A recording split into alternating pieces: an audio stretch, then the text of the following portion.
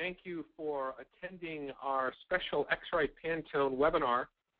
You've tuned into SNAP, GRACoL, and SWOP, what standards mean to profitability. My name is Jim Luttrell. I'm the Field Marketing Manager for X-Rite Pantone in the Americas. And with us today is Mark Gunlock. Mark works for X-Rite in the X-Rite Color Services. He's a G7 certified expert and is uniquely qualified to speak to us on this interesting topic. So Mark, we want to welcome you to this webinar. Thank you very much. Before we begin, we're just going to go over a few housekeeping items. We've got a great attendance today. All of you are in mute mode right now. However, we would like your feedback, so if you have any questions during Mark's presentation, just use your little pull-down panel where it says questions, and you can type those questions in. I'll be monitoring those questions throughout the presentation, and then at the end we'll do a Q&A session and consider some of these. So once again, welcome. We are having a few more people still signing in, but we will begin this webinar. Mark, we look forward to hearing from you. Very good. Thank you, Jim. So we'll just go ahead and get started. So obviously, SNAP, GRACoL, SWOP, these are terms that we hear quite a bit lately, and we're going to kind of dig into why we hear about them and why they really matter. Ultimately, it comes down to expectations. What your print buyer expects, what you expect of your proofer, and what you expect of your press. You really need to have these things match, otherwise you can have some disappointed customers and you'll end up spending more time reworking the jobs. So the key thing here is all about meeting expectations. But more than that, by working with print standards, you can shorten your make-ready time because your operator is going to have very specific targeted goals on press. You're going to reduce the amount of consumables, ink and paper that you're throwing away while trying to get the press up to color. And by doing so, you're going to get more jobs through per day, which means more profit. The other issue is, repeatability. How often have we had to reprint jobs? We do it today, we need to print 6 months from now or next year, and they want to make sure that it matches today's work. And with more and more work being printed across collateral materials, inserts and covers and posters and various kinds of print materials that you have to have the same color across all these. Well, printing to standards is going to help you achieve that matching much better. One key critical thing here is that you have to establish your best practices based on these standards, and you have to make sure that everybody in your shop is in agreement and following through every time. When you break away from the standards, then things get a little sloppy, and then it adds more work and more cycles of printing to your process. So kind of going back to just a few years ago, a lot of people, they felt that, hey, all I need to do is hit my solid ink densities, and that's all that really matters. And we still run into this quite a bit. But as you can see by the images we've got on the screen here, these two are both hitting the same solid ink densities. Those are 100% patches on the left side of the color bar. However, if you look at the right side of the color bar, you'll see we got some problems here. And you look at the image, it's also clear there too. But if I was a pressman, I may not know that that image on the right's a problem. But I look at the color bar and I can definitely see that that's a problem. And we can see here that in this case, our dot gain had drifted out. We had some problems on our press. And so although we're hitting the same solid ink densities, our 50s weren't looking the same, and it shifted our gray balance. And this is all of our midtones that are shifting along with it, and that's a problem. Here's another scenario of hitting the same solid ink densities throughout this press run. But in this case, our actual inks are the wrong hues. And so although I could measure density all day long and get the right numbers, my output's going to be wrong. And again, here, if a pressman's just looking at images on the press and looking at their solid ink densities, they may not realize they have a problem. But if they have targets like their gray balance patch, and if they're measuring values like their TVI or dot gain values, they'll see that they've got problems that they need to address. And it may be a physical problem on the press. It could be ink, chemistry, and a variety of things. But to know you have a problem, these guys are smart. They know how to resolve them. They just need to see the problem. So when they're running their press, they're going to have the right tools to be able to see this problem. Obviously, visual doesn't give us everything. We need to hit the numbers. So we have to have good control patches, and those may be in the form of a color bar at the end of the sheet, and they may be patches in like a flexo situation that are put on fold tabs or glue tabs, or scattered in the waste area of the job. And once you've got the colors you need to monitor, and that includes your spot colors and your process colors, your dot gain or TVI patches, and we're going to talk more about those in a moment. They have to be set up for the type of device you're working with. There are a number of press bar scanners like our EasyTrax and IntelliTrax that make this process very easy. It's very fast, gives you very quick feedback. And in some situations, you need a handheld like our new Exact instrument. All these have built into them a lot of tools for measuring to these standards, and we're going to talk about here in a moment.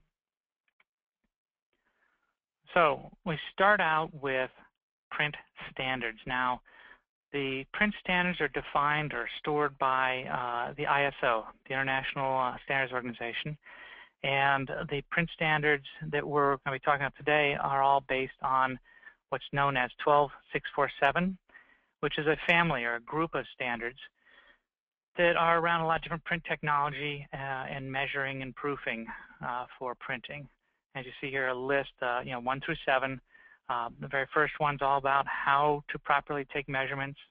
Number 2 is offset lithography. Number 3 is newsprint. 4 is gravure. 5 is screen. 6 is flexo. And then lastly, 7 is all about the proper proofing methodologies. So depending on the type of printing technology you're working with, there's a group of standards that are international standards that describe targets for you. In addition to that, there are other standards for such things as how to receive your data and creating files, proper soft proofing, the viewing conditions to look at your printed sheets, as well as the printing ink. And these ISO standards listed here are in some cases referenced in other ISO standards. So with the print standards, ISO actually now prioritizes TVI or dot gain value over the solid colors. That's more important because that's where most of our color is carried. And ISO values are based on CLAB or LAB values, or this is actually the color measurement of these solids over prints and paper. There actually are not density targets provided by ISO for these print standards anymore. It's all based on the color of these elements, the solids over prints and paper. So the density would be determined by your particular press conditions, but the ISO defines only specific color values. And so in order to print to ISO 12647, you're required to have in your control bars or color bars solids, so 100% patches. You need to have your TVI, your 50%. In North America, we look at 50%, your tint patches. And then you have to have overprints. That's your combinations of your CMY.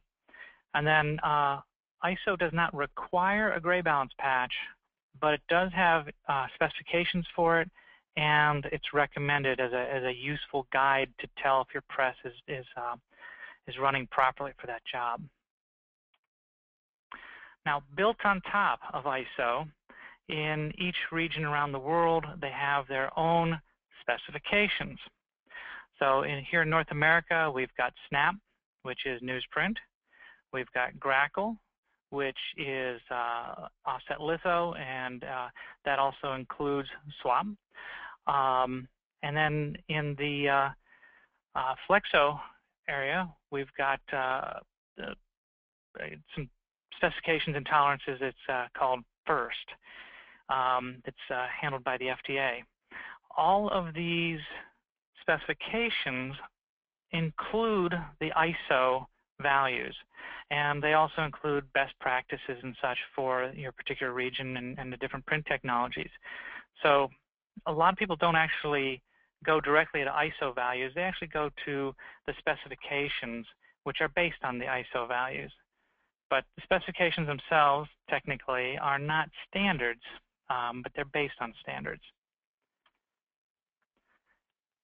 And GRACoL and SWOP, part of those specifications is this whole thing about G7, or sometimes referred to as neutral print density. And the FTA also promotes G7 as a good print methodology to hit the first targets and such.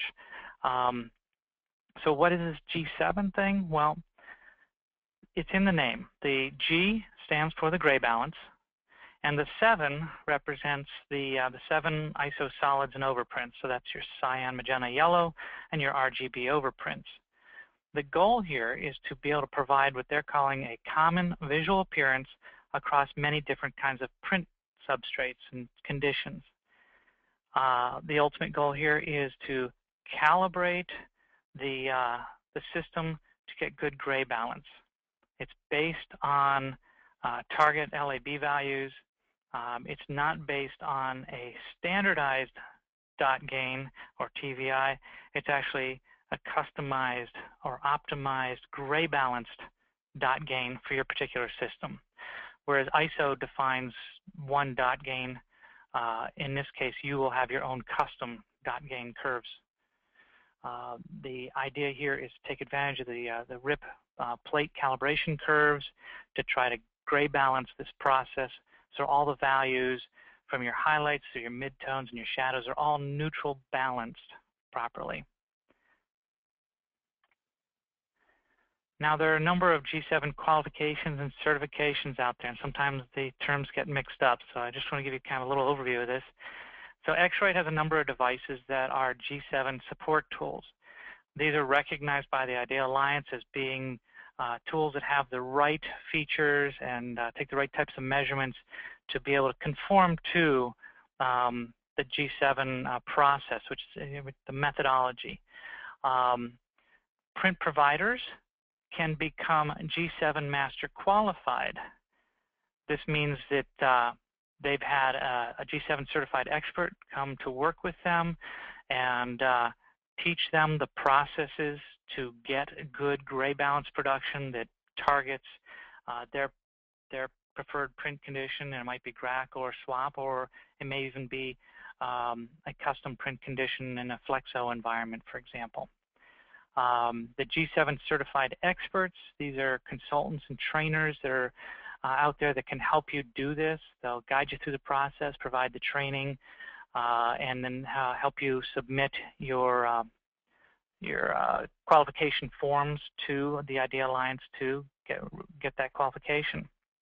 X-Rite has a team of these types of trainers that can help you out with that. In fact, as Jim said, I'm one of those that I can help you out with that. Now, with the G7 methodology, the priority during your production runs is to hit that gray balance. Much more important to hit the gray balance than even the solid values. Now, there's solid values defined there, but gray balance comes first. But here, just like ISO, we're including the same color values or C-Lab target values for your solid overprints and paper. We get those directly from ISO. And again, all the same patches that we mentioned earlier that ISO requires, they're also required here. But the gray balance patch, instead of just being a good idea, it's recommended. In this case, it's actually required. G7, again, the G is your gray balance. If you say you're printing the G7, you have to have a gray balance patch. You have to be measuring your gray balance. Optionally, G7 allows for and encourages the use of additional patches for your highlight, your 25% CMY patch, and your 25% K patch, as well as your shadow, which is your 75% CMY and K patches, to be able to check your gray balance in your highlights and shadows as well as your midtones. So how's this help me meet expectations better? Well, let's take a look at this workflow. I've got a client's CMYK file. It's already been set up and prepared for press-ready CMYK. As I drop it into this workflow, you'll see across the top arrow there, I'm creating CMY and K plates with calibrated TVI curves, those gray balance curves we talked about for G7. And we will also send a file to our proofer, that's CMYK, and the proofer will do a conversion from the color space I'm going to run in my press room, whether it's SWOP, GRACoL, or even a special situation with a custom setup. The proofer will simulate that process on my inkjet system. And I can, many proofing systems now will print out a validation or verification chart like you see pictured underneath my proofer here. And that'll get measured to confirm that that proofer is giving me the proper values that match SWOP or GRACoL or my special custom target condition. So I will know if my proofer is giving me good, valid proofs. Well, then I take those plates. Once I got a good proof, I can take those plates, run those on the press, targeting the same condition that my proofer is targeting, and my pressman is going to target, the same solid ink densities, and solid ink colors that we've established to match that proofer. This gives us a lot of flexibility. This allows ad agencies, for example, to create their own proofs that conform to, let's say, SWOP, and send that job out. And if they send it to a printer that is conforming to SWOP, they know they've got a very good chance of matching that proof because they're both targeting the same press condition. It makes it easier between pre-press and the press room to both know that they're pointing to the same goals and that they should be building files and plates that are going to match the proofs. So the overall process control approach is that the files must be prepared to match the specifications we're printing to, whether it's SWOP, GRACoL, or a custom condition. Verify your proofs meet those same specifications. Make sure you have plates that are optimized for the press conditions, and the key there is that they're adjusted TVI curves. You're compensated for your press to achieve good gray balance. And then establish and run the press to match those target values within SWOP or GRACoL. So ultimately, again, every step of the way, we're pointing everything to or adjusting everything to matching the target press conditions or the standards that we need to hit. Now, the exact you see pictured here, it has a number of tools that you can manually check all these things, and even has some models of the exact actually have built into them target sets for SWOP and GRACoL, as well as other print conditions around the world. So the values are already in there, or you can customize your own and add them to it. Now, when you're taking measurements, here's some places where things can get a little messed up. You need to make sure that you're measuring your colors correctly. You need to make sure you're measuring on the correct backing. So as you look through your specifications and standards, you'll find that if you read the fine print, you'll find that some numbers are based on a black backer and some are based on a white backer. Make sure you're using the right numbers. In our devices, we do have those libraries included, and you select the one based on the way you're going to measure. This is the black that you'd put under your sheet, or the white you'd put under your sheet. Typically, when measuring density, we're going to use a black backer. It's also a good thing to use when you're printing on two-sided kind of production. The biggest mistake we see out there is operators will have a stack of press sheets on their console, and they'll grab their handheld measuring device and start measuring through that stack. And if your paper's not opaque, if it's not like a heavy cardstock, for example, there's a good chance you're measuring all the color that's below that sheet too, not just what's on the sheet. And that'll throw off your measurements. Other places where these standards come into play, ink control, your ink room. You need to confirm that the process inks you're running conform to ISO 2846. This is called for within your ISO print standards. So 12647 includes references to inks conforming to 2846. You may hear some people out there claim that, oh, we've got an ink that's GRACoL certified or SWOP certified inks. Actually, they're not. They will conform to the requirements for GRACoL or SWOP, but ultimately it ties back to the ISO 12647 and this particular ISO 2846, that the inks actually work in those scenarios. But also keep in mind that that describes the color and transparency and some other parameters around the ink, but doesn't cover some of the other physical characteristics of the ink that are also very important. So start out with an ink that conforms to this ISO standard, but then also make sure that in your system that it works properly. Ink tack, that's a very big deal. If you don't have the proper ink tack for your particular system, your overprints and your gray balance are going to be off. You may hit your solids perfectly.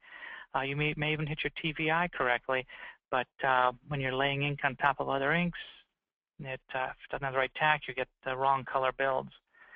So you have to test in your own scenario to make sure you got the right ink tack and water pickup properties and so on for your press.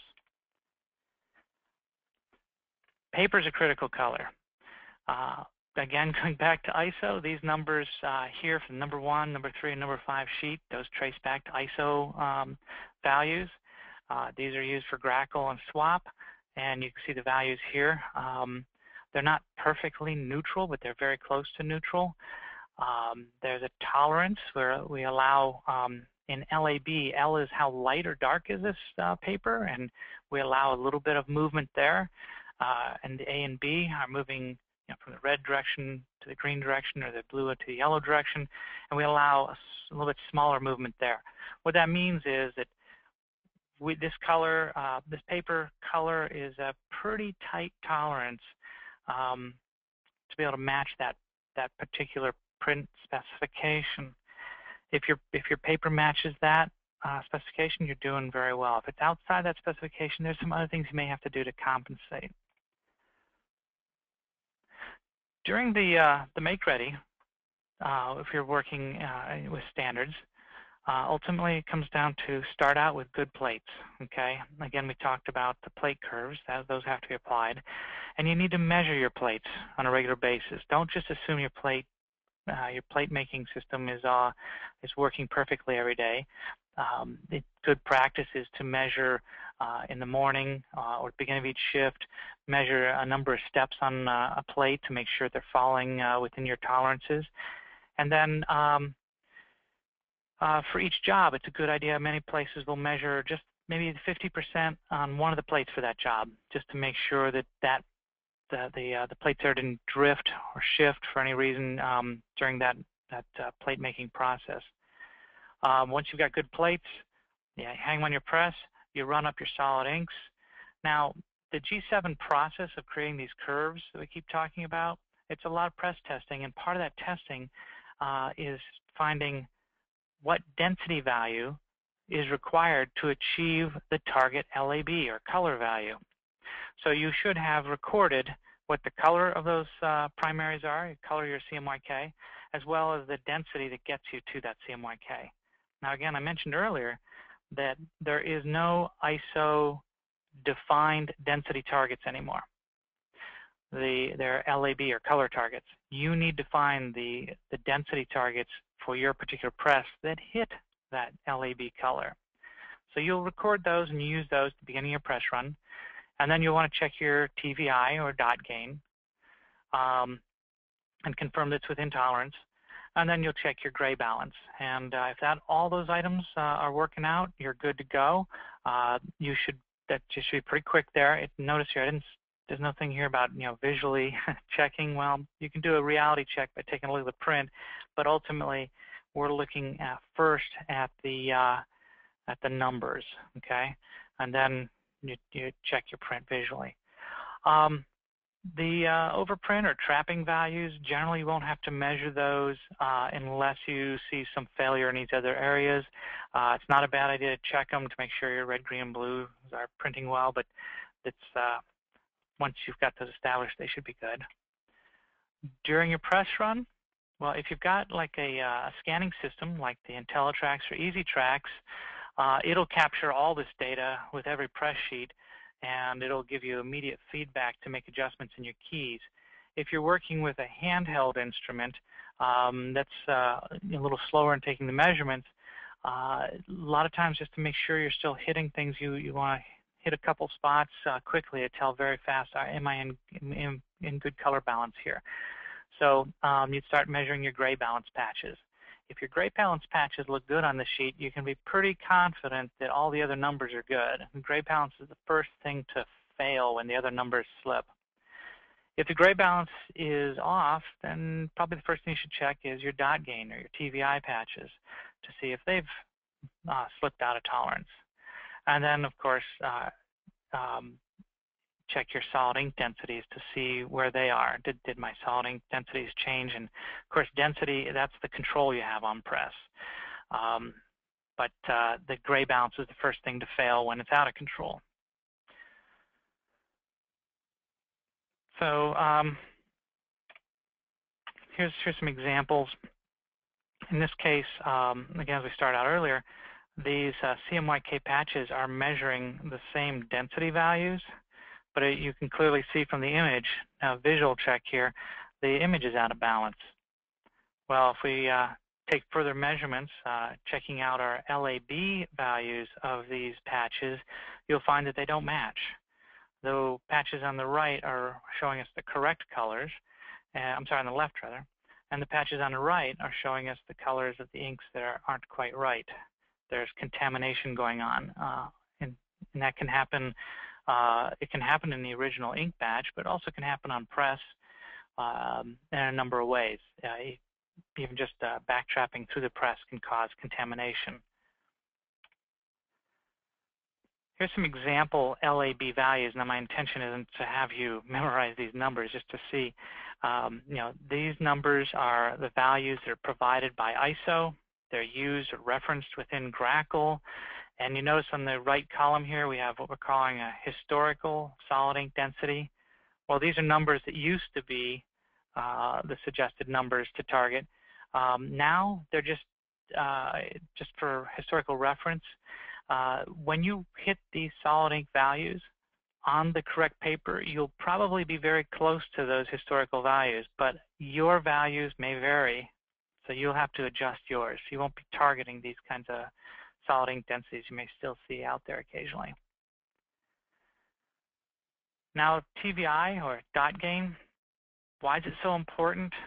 And there's a lot of printers that actually don't look at that. They think their solid inks, again, are the most important.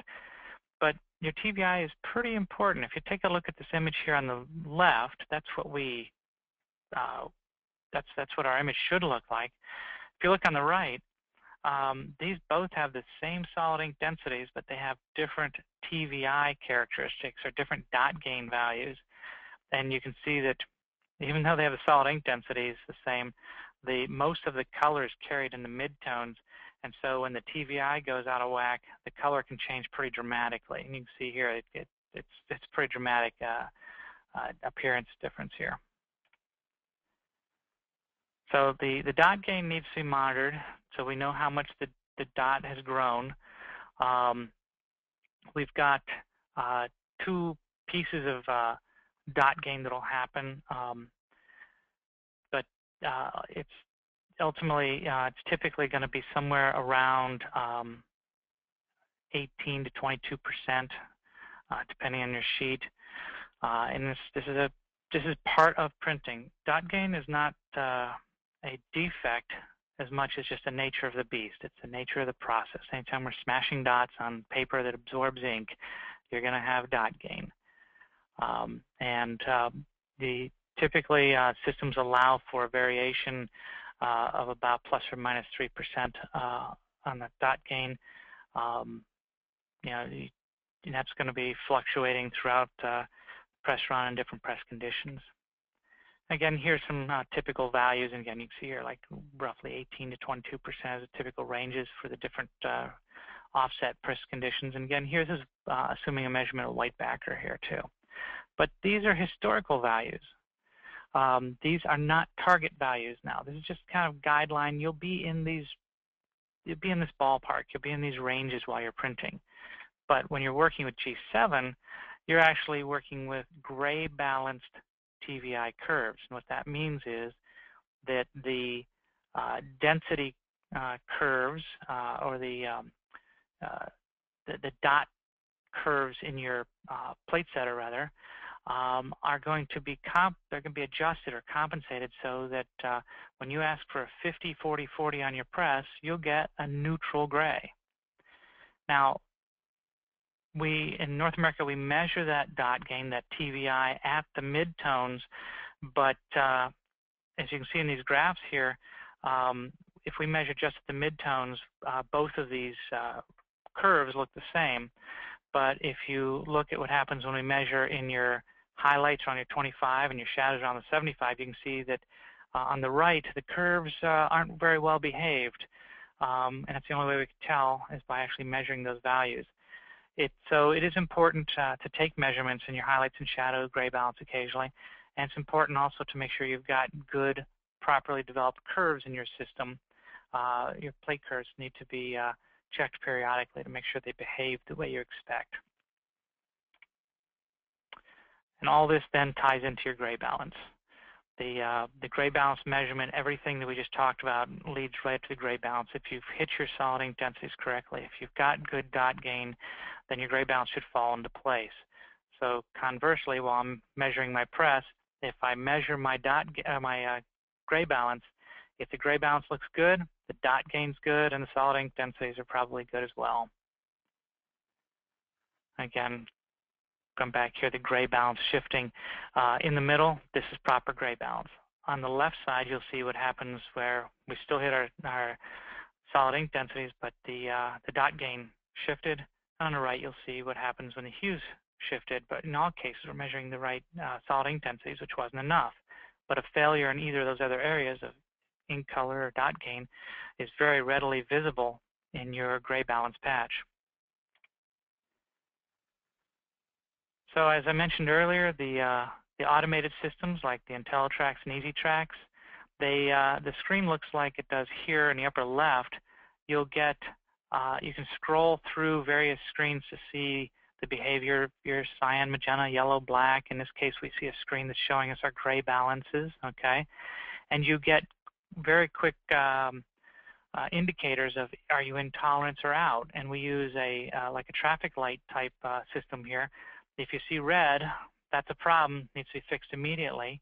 If you see yellow, that means you're on the edge, you're failing, you're nearly failing. And if you see green, those are very good numbers and just let them go. They're fine. So as a pressman, I would jump in here and I could see the areas where I have to tweak. Everything's highlighted red needs my immediate attention, and I can get that dialed in pretty quickly. The yellow stuff, I need to keep an eye on that in case it's going to slip out. It may slip back into green or it may fall off into red, which I have to address immediately. And this goes across all my ink zones very quickly. Also useful with those systems is you can, the IntelliTrax system can generate reports that will help you document the compliance of jobs. So you can keep records in your QC department such that that will tell you how many jobs were run with intolerance and how many sheets within those jobs and so on. So very good feedback as you move into this standards compliant workflow to be able to see how well are we able to hold these standards? How many jobs do we keep the standards on? So just a little pitch for color services. We've got a lot of training that we can help you out with a lot of these different things, including, of course, the G7 qualification and a lot of color management training. You can contact us directly for more information on that. But I'd like to open it up to any kind of questions that people may have. Okay, that's fantastic, Mark. Thank you very much for your good presentation here. Take a moment now if you have any questions. Some of you have been writing in and asking if this presentation was going to be available afterward. Just to let everybody know, we will be posting a link. You'll be getting an email letting you know how you can view this webinar again, so it will be available for you to look at. But in the meantime, if any of you have any questions, feel free to go ahead and type those in. At this point, Mark, most of the questions, I think a lot of people were interested in seeing this again and getting this, because I think there's a lot of detail that are important for operations. One question that's just come in is this system similar to color search?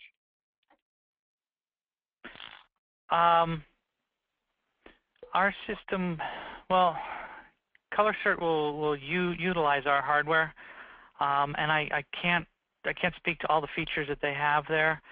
Ours, yeah, I'm not sure. The reporting of color search may be a bit different there. I really can't speak to that very effectively. I'm sorry. Okay, very good, very good. So how well does this system work with digital devices such as an HP Indigo or Kodak Nexpress? Okay, good question. So in those systems, well, like we mentioned the IntelliTrax and EasyTrax first and foremost, those are intended primarily for conventional systems, especially like an offset litho or newsprint where we've got ink keys. So every time you take a measurement of a sheet, you're going to measure a number of zones across the sheet. With when you're working with digital press, what would be more useful there would probably be the exact. And with those presses, there's a number of steps, like during the calibration stage, where it's looking for densities that you can tie in our device. And also when you're pulling sheets and you want to confirm that you're matching a print standard, you can compare your measurements from the digital press with the standards, say, of SWOP or GRACoL, to get an idea of how close you are to those tolerances. There's a lot of shops we work with that have digital presses in one room and are trying to get them to match an offset press in another room, whether it's collateral printed material, maybe variable data, or other kinds of inserts. Or in some cases, they do short runs first on the digital press or follow-up on their offset press. But in all those cases, they really want the printing to match. Most of what you're doing on the digital side, though, is going to be done through ICC color management. So similar to that proofing scenario that I mentioned very early on in the session, we would use the same target. Let's say we're shooting for GRACoL on our offset press. We would make sure that our Indigo or iGen digital press has the profile for GRACoL in it, and it is set up and color managed to simulate that GRACoL process. And that would require the use of tools like the i1 family of hardware and software. Okay. Question here, what target would you use for digital 12647-7? I'm sorry, I'm not sure I understand the question. What target would we use? For verification? If it's for verification, there is an ISO control wedge, they call it. It is a 12647-7 digital control strip that is printed along with each proof. And in some scenarios, there are a number of proofing rips that will print out this target, and they will actually measure it right on the proofer. With a digital press, you don't have that luxury, but there too, our i1 family of hardware and software, we can measure that target directly in and give you a report on pass or fail. Did that digital press match the print standard? Okay, all right. Mark, would you suggest that dot gains be controlled before we look at actual color, DE, or would it be better to look at DE than dot gains? Okay, excellent question. So the first goal is usually going to be bring the solid inks up to color while you're doing your make ready. Bring the solid inks up, and once you've established you hit the color of those inks and you've established that you hit your house densities to match that color, then you check your dot gains. And usually, if the press is healthy, your dot gains will fall in right where they're supposed to. If you've got issues on the press, then the dot gains are going to be they're going to fail, and that can be chemistry issues, ink issues, blanket issues, a number of things that can contribute to that. And that's a huge thing. A lot of pressmen will, if they just measure their solid ink densities, they may not be aware that their blankets are beyond their useful life, or that the chemistry has slipped out. But if they check their dot gains and then additionally their overprints, they'll be able to tell those kinds of symptoms. But once you've got the press up and running and you've hit your target numbers, then you kind of flip that around. And if you're doing like a handheld instrument, the quickest way to check that press and get immediate responses is pass or fail is to check those gray balance patches across the sheet. And if they all pass, then most likely your solid ink and your dot gain are already in place. If the gray balance fails, then you can, around that area of the sheet, you can start measuring your solid inks and your dot gain to see what's failed there. Okay, very good. Mark, in your experience, what is the response from pressmen switching from traditional density TVI to LAB gray-based process in the press room? Okay. Well, I got to tell you, they're initially a lot of pressmen are a little nervous about it because it's this whole other language of color that they're looking at. But these guys are smart guys, and usually with just a little bit of explanation on what is LAB, so they start to understand, well, the L is just how light or dark it is, and then they can actually start to grasp that. And then the, how the color shifts, that's important. In fact, I've had situations where I've gone out on press, and they were hitting their densities, but they weren't falling into the standards. And when we looked and found symptoms, I showed them how to measure color, and they saw how their color had shifted. Immediately, they identified what caused the color shift on their press and resolved it very quickly. Prior to measuring color, they didn't have the tools to identify the problem. So they measured density all day long. They got their numbers. It was all good. But as soon as we showed them how to measure color, now they're identifying other problems quicker. Instead of trying to chase color around and press, they immediately recognize symptoms like contaminated ink in the unit, or ink back trapping, things like this, water balance issues and such. As soon as they see the color problem, they know what to do about it. So they actually, once they get the feel for the color stuff, the rest they already know, and it really helps them do their job better. They feel better about their job typically. Okay, good. Mark, is there a web link on where to download your control strips for press and digital devices? Oh, that's a good question. The ISO 12647 control strip I mentioned for your proofs and for digital presses, those can be found on Idea Alliance's webpage. That's actually something that they distribute. They also have G7 color bars available on their site that you can download. I'd have to check to find an exact link. And Jim, can we collect information from these people, or maybe email a follow-up to give them a link to download our bars? Sure. In fact, yeah, if you provide, yeah, we'll send that out. So Mark, you and I we'll get a note out to all these attendees on where they can do that. Excellent. Another question here, Mark. Do you have an estimate of cost for the essential tools required to test or implement a G7 process? Or maybe just what the tools are, the essential tools that they would need? Yeah, I have to admit, I'm terrible with pricing. I just do the training. But depending on your scenario, so if you're printing offset, the minimum equipment would be something like an exact. You want to make sure you get the exact spectrophotometer, not the densitometer unit, to make sure you have you're measuring color here, because obviously, as I said, G7 is all about color and gray balance. It's not about density so much. So an exact would be a good tool to have. In addition, other tools are useful or important. It would be making sure you've got a plate reader. I've been to a number of shops that they trust that when their plate vendor comes in once every couple months that they calibrate their plate setter, and that's good enough. But if something goes wrong, you have no way of knowing, and you could be running with bad plates for a long time.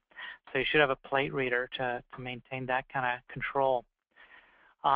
In pre-press, in order to get your proofing system to match the standard properly, you'll need an I1, at a minimum an I1, or possibly even an I1 with I1 Publish software to go with it in order to make the profiles of your proofing system, or your digital press for that matter, to get the digital press or proofing system to match your print condition on your offset press.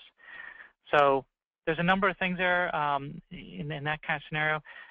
We can help you if you'd like.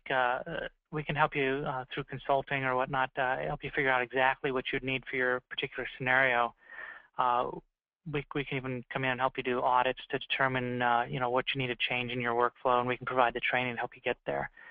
But actually, a little further on the instruments, though, is if you've got a lot of production running through, and especially if you've got larger presses, the handheld instrument, is a bare minimum, but it may not be the best tool, because if you think about the number of sheets that are coming off that press as you're measuring those color bars, a lot of sheets can go by before you finish manually measuring the bars. Although our exact is much faster than our older instruments, it's still not as fast as a scanning system like the IntelliTrax, which in just a couple seconds will give you feedback on every patch on that bar across the whole width of the press.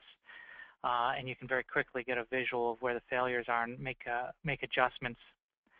With a scanning system, you'll have measured and made all of your adjustments faster than you would ever be able to read a bar all by itself with a handheld instrument.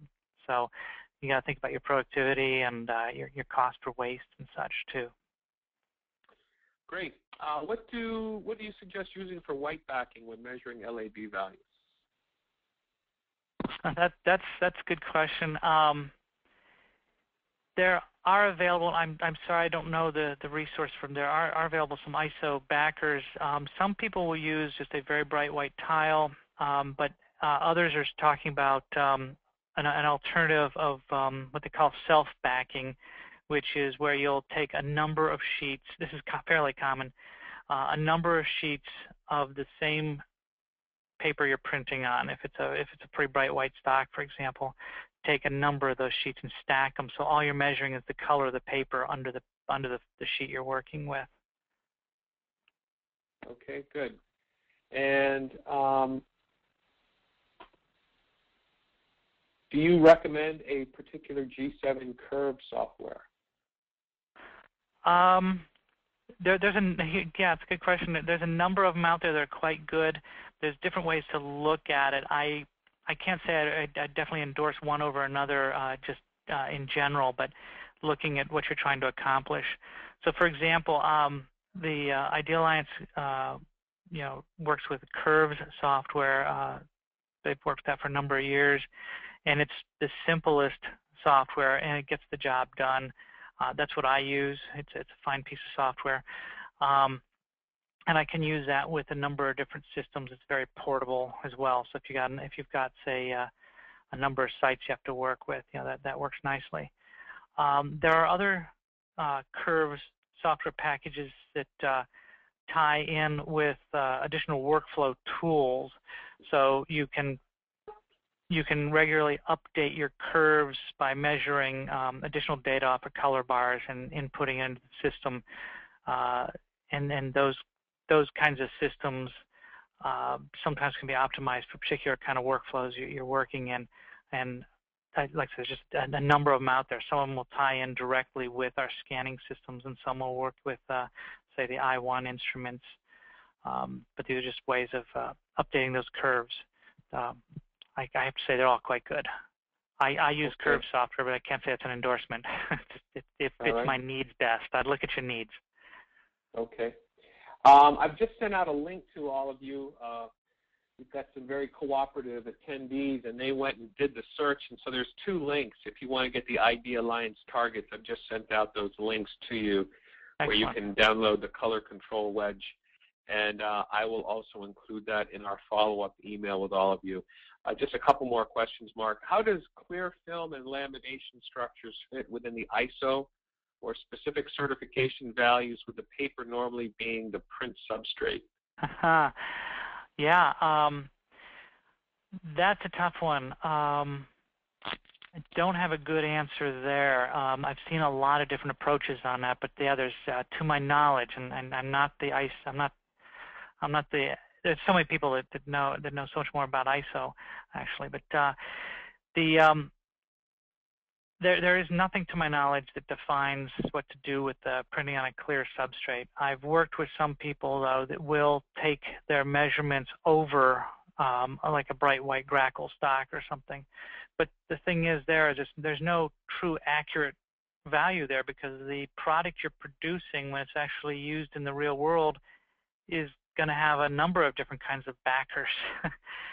So that is a challenge. What you'll end up with is, if you take your measurements over a bright white stock, like a GRACoL sheet, is you'll still have the ability to have process control and repeatability, but there's no such thing as accuracy there, because again, the base is changing depending on what you put it on.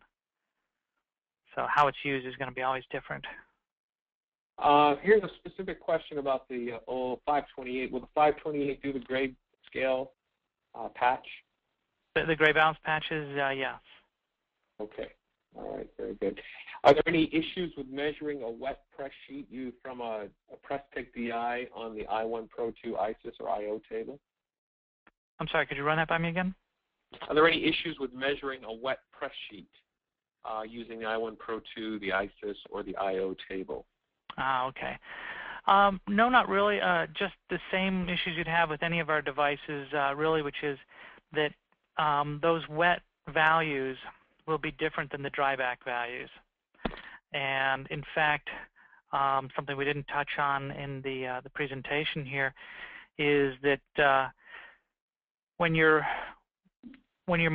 targeting your LAB values and ultimately your density values that you come up with, the testing part for the G7 qualification includes, we're going to run the numbers up to hit the numbers, and we're going to allow it to dry back so that we can make sure that we hit the numbers when it's dry.